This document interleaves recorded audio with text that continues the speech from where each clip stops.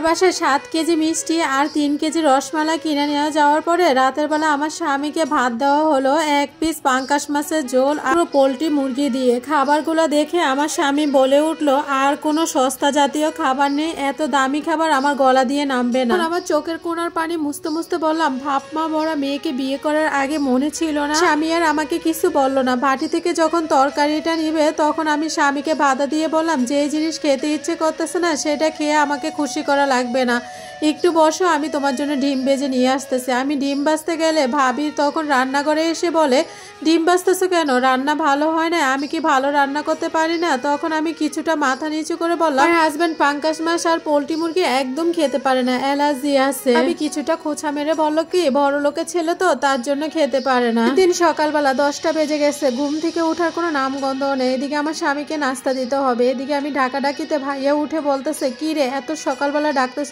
কেন, ছুটির দিন আজকে? ভাইয়াকে বললাম, ভাইয়া 10:30 বেজে গেছে তো, জামাইকে এখনো নাস্তা করাতে পারতেছি না, আর ফ্রিজটাকে তালা দেওয়া, তার জন্য কোনো কিছু বেরো করতে পারতেছি না, নাস্তা হবে দিতে পারতেছি না। ভাবি পিছন থেকে বলতেছে, আর বলো না, তোমার ভাইয়ের ডায়াবেটিস তো, একটু পরে পরে গিয়ে মিষ্টি খায়, তার জন্য ফ্রিজটা তালা দিয়ে রাখছি, কিন্তু গতকাল রাত্রেও তালা ছিল না। দিতে 12টা বেজে গেছে। তখন আমার হাজবেন্ডকে বললাম, তাড়াতাড়ি নাস্তা খেয়ে এলো, এখন আমরা বাড়ি চলে যাব। তখন আমার হাজবেন্ড বলতেছে, কালকে সন্ধ্যায় তো আমরা আসলাম। তখন আমার হাজবেন্ড অবাক হয়ে বলতেছে, আমি তো ভাবছি শ্বশুরবাড়ি কয়েকদিন থাকবো। তখন আমি বললাম, কি তোমার আবার কিসের শ্বশুরবাড়ি, যে এখানে শ্বশুর নাই শাশুড়ি নাই সেখানে শ্বশুর বাড়িও নাই? ওগুলা বলতেছি, অজরে চোখে দিয়ে পানি পড়তেছে। তারপর ব্যাগপত্র গুছিয়ে চলে আসলাম শ্বশুর বাড়িতে। ওই দিনই তার চাচাতো ভাইয়ের বিয়ে ছিল। চাচা শ্বশুর শাশুড়িকে ডেকে নিয়ে বলল, ভাবি ফকিন্নি বাড়ি থেকে ছেলেকে বিয়ে করানে, ছেলেকে অনেক বড় লোক জায়গায় বিয়ে করেছি, ফ্রিজ টিভি মোটরসাইকেল ঘরে সব কিছু দিয়ে দিছে, আপনার ছেলে শ্বশুর বাড়ি থেকে আপনাদেরকে কি দিয়েছে? আমার শাশুড়ি মা তখন হেসে বলল, নিজের বাড়ির সবচেয়ে অমূল্য রতনটাই আমাদেরকে দিয়ে দিয়েছে। ঘরে তো অলরেডি 2টা ফ্রিজ আছে আর এত বড় একটা টেলিভিশন আছে, তারপরে আমার ছেলের আছে গাড়ি,